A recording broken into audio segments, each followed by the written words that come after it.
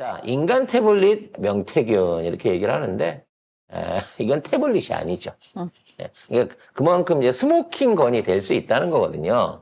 근데 우리 다 알다시피 이 태블릿은 뭔가 이제 증거 조작이 된 어떤 의혹들이 많이 생기고 있지 않습니까? 검찰이 묻었죠, 태블릿은. 근데 명태균 태블릿은요, 증거를 조작하는 게 아니라 증거를 보관하고 있을 뿐 아니라 지속적으로 증거를 추가 양산을 하고 있습니다. 태블릿이 스스로 업데이트를 하고 있거든요. 이와 관련해서 명태균이 저는 이제 태도를 바꿀 것이다. 라는 애언을 이제 주초에 하지 않았겠습니까? 그렇습니다. 네. 같은 DNA를 가지고 정확하게 명태균과 같은 뇌를 공유하고 계신 우리 송 작가님. 제가 자꾸 명태균한테 야, 네가 더 뭐 이런 식으로 하니까 어떤 분이 아니 그 어린 아가씨가 명태균한테 야가 뭐냐고 그래서 내가 근데 그 댓글 보고 제가 좀 웃겼어요. 태균 씨 여기 와서 댓글 쓰시면 안 돼요. 들켜요. 명태균하고 나하고 나이 차이 얼마 안 나요. 좀 알고 얘기하세요. 그러니까 젊은 아가씨가 아니라는 거죠. 그렇죠. 저 젊은 아가씨가 네. 아니에요. 그냥 늙은 아가씨예요.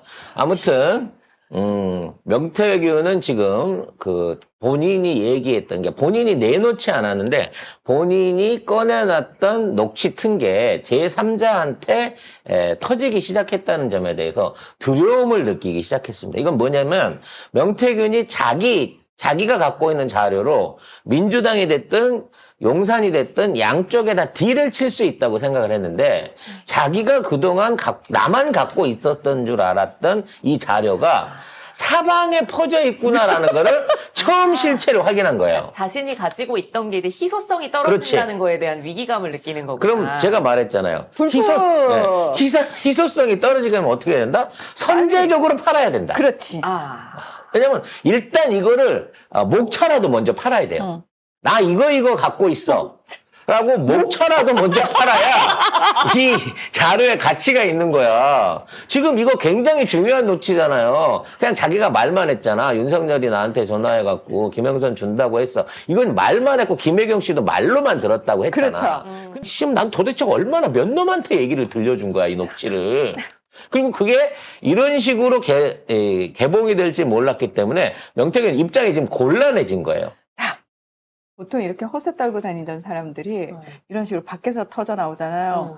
엄청 화를 내더라고, 보니까. 나만 알아야 되거든. 지가 방구를 껴놓고 싸움을 겁내내더라고. 웃기지도 않아, 아주 그냥. 그래서 눈을 피하지 마세요. 못 본 척 해야지. 관련된 명태균의 녹취가 나오고 난 다음에 명태균의 태도 변화가 뚜렷해지고 있습니다. 그리고 중요한 건 뭐냐? 이게 언론사 보도를 통해서 나온 게 아니에요. 민주당의 최고위원회 회의석상에서 생방송으로 전 국민한테 중계가 돼버린 겁니다.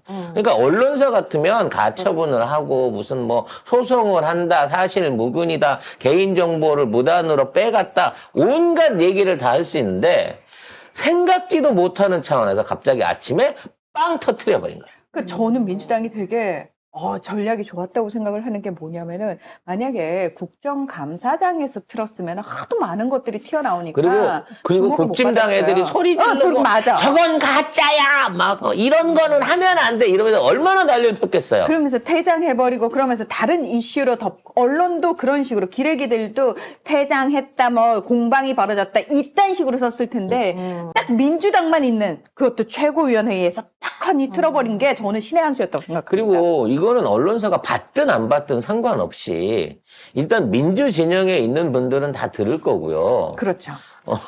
그 이제 이거를 틀게 되니까 쉽게 말하면 이찍들이 댓글 부대가 동원이 됐는데도 불구하고 쉴드를 못 치는 거예요. 그래서 지금 뭐라고 하는 줄 아세요? 이 윤석열 목소리 흉내 잘 내는 개그맨이 있어요. 이상민 씨요. 이상민한테 네가 녹음해줬지. 이상민 씨가 그래서 이거 나오자마자 바로 페북에 썼어요. 제가 한 거 아니면 제 목소리 아닙니다. 라고. 예, 바로. 그래서 이게 이제 목소리가 아니라고 끌고 가야 되는데 그게 힘들다 보니까 저쪽 애들이 이제 기적의 논리를 파갖고 왔어요. 이게 취임 전날이기 때문에 네. 사실상 직책이 없던 상태여서 이 얘기를 했다고 하는 것 자체가 법적으로 문제가 없다는 거야. 그래서 법적으로 문제 없다고 그런 논리 가지고 나올까봐 어제 한겨레가 미리 당선자 신분의 법적 지위에 대한 기사를 썼어요. 예, 책임 있습니다. 이게 쉽게 말해서 내가 연쇄살인범인데 촉법소년 시절에 살인을 저지르기 시작했으면 그럼 나는 그 후에 다른 범죄가 계속해서 저질렀는데 불구하고 내가 죄 없는 사람이 되는 게 아니거든요. 모든 범죄는 이게 성립되는 시기를 기준으로 가야 돼요. 그렇죠. 범죄가 일어난 시점. 그러니까 이렇게 공천 개입을 한 거는 대통령 취임 이전이지만 결국 공천이 이루어진 거는 대통령 이후이기 때문에 얘는 당선자 시절에도 불법적인 일을 한 거고 그렇죠. 취임에서는 권력을 남용한 거예요. 그러니까 죄가 따버린 거야 이거는. 존 리님께서 아니 그럼 직책도 없고 권한도 없는데 청와대를 옮겼어? 직권남용이네. 무슨 권한으로 청와대를 옮겼어? 무슨 권한으로 문재인 정부한테 당시 이거 우리 용산으로 옮길 테니까 돈 내놔라고 난리를 부린 거야? 무슨 권한으로? 그러니까 지가 법적으로 문제가 없으려면 당선자 시절에 이런 얘기를 했다가 취임해갖고 이걸 안 했어야지. 그리고 아니면 당선자 신분에 이런 얘기를 해놓고 취임을 말았어야 돼. 그렇죠. 둘 중에 하나를 하지 않았으면 이거는 죄가 차라리 2배로 따블러 가는 거예요. 근데 이따위 말도 안 되는 논리를 갖고 이걸로 쉴드를 치겠다고 저희들이 나서고 있다는 거죠. 그러니까 준석이가 얘기한 것처럼 지 국진당 애들은 너무 쉴드를 못 친다. 왜냐면 이 거짓말 전문가 개장수 이준석 입장에서 보면 야 이렇게까지 변명을 못하나 싶은 거죠. 결국 저 안에 있는 애들 중에 머리가 제대로 돌아가는 애는 하나도 없다는 거야. 그래서 이런 식으로 이제 뭉개고 지내가려고 언론에서 다루질 않고 이와 관련한 거에 대해서 대통령실 해명을 막 꺼내 들면서 이제 갑자기 문재인 대통령 부인인 김정숙 여사의 샤넬 그 옷 기증한 거 있잖아요. 아유. 샤넬 옷 기증한 거를 검찰이 압수를 해가지고 그걸 포렌식 센터에서 분석을 한대요. 옷을 왜 포렌식하는 게 말이 돼? 왜 분석을 하죠? 아니 그리고 그 옷에 뭐 음성 파일이 기록이 돼 있나요? 그리고 아니 일단 그거를 어제 그걸로 막아보려고 엄청나게 띄우려고 했지만 실패했어요. 사실상 실패입니다. 지금 아무도 그거에 관심이 없어요. 결국 이 얘기가 나오기 전 어제 얘기했잖아. 이 명태균 관련해서 알고 있는 사람들이 관련된 내용들을 막 터뜨릴 거라고. 그래서 명태균과 김건희가 나눴다고 하는 이른바 둘만 알고 있어야 되는 얘기들에 대한 이 단독 보도가 계속해서 올라오고 있어요. 일단 리포터 2022년 6월부터 이제 얘기들이 나오고 있거든요. 6월 15일 날 윤석열이 이제 장립무사 얘기가 나왔었는데 네. 그 얘기에 대한 지인에 대한 증언이 나왔습니다. 이게 녹취가 있는지는 해결이 안 되지만 아마 있을 걸로 생각이 돼요. 그 당시에 정확한 워딩을 하는 거 보면 뭐라 그랬는지 보겠습니다. 네, 지난 2022년 6월 명태균 씨가 지인과 대화를 하면서 윤석열 대통령 부부에 대해서 설명하는 그 대화가 녹취가 나온 건데 이렇게 이야기를 합니다. 윤석열이 장립무사인데 윤석열이를 내가 처음 만났으면 윤석열이 나를 못 알아봤을 텐데 김건희가 나를 만났기 때문에 김건희 때문에 윤석열이가 그렇게 된 거예요 라고 이야기를 하네요. 결국 김건희를 내가 도왔고 그 김건희가 지금의 윤석열 대통령을 만들었다라는 얘기인 거죠. 아울러 김영선 전 의원, 박완수 현 경남지사, 김진태 강원지사의 공천에 내가 관여했다라는 주장을 했다고 합니다. 심지어 초초갑에 당시에 재보궐선거에서 당선됐던 조은희 의원 자신한테 감사하다고 했다는 거예요. 이 사람 서초구청장 출신이죠. 네, 구청장 출신으로 된 거죠. 사실은 허님을 깔고 된 사람 같은데 그 당시에 조은희가 전화를 했었다고 합니다. 그러니까 명태균의 얘기입니다. 네. 2022년 6월 15일입니다. 네, 같은 날이죠. 아까 조은희 전화, 이거는 사실 세우가 그 DNA가 같으시니까. 네. 읽어주세요. 네. 아까 조은희 전화 왔더라고. 저 조은희도 만들어 주셨고 김영선도 만들었으니까 이제 우리 명 대표님은 난 이재명 대표인 줄 알았어요. 명 대표님은 이제 영남의 황태자십니다. 황태자. 나는 여기서 이 놀란 게 와. 조은희 공천에도 사실상 이 명태균이 관여를 했고 여사가 관여를 했다 그러면 도대체 이 당시에 당무를 보던 이준석은 뭐 하는 놈인 거야.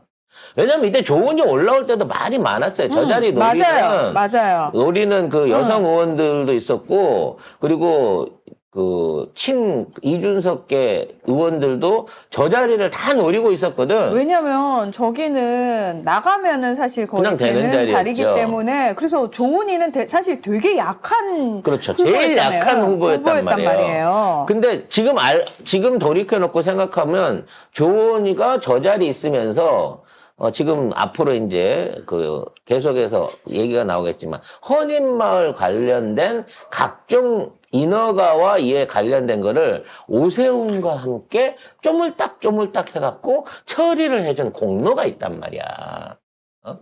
그래서 얘가 된 거예요. 그래서 난 단순하게 오세훈, 조은희, 김건희, 최은순 간에 일단 금전적 거래, 그러니까 헌인마을 관련한 인허가 관련된 거래가 있어서 보상을 받았겠다라고 생각을 했는데 이 와중에 명태균이가 만들어줬다, 조은희 자리를.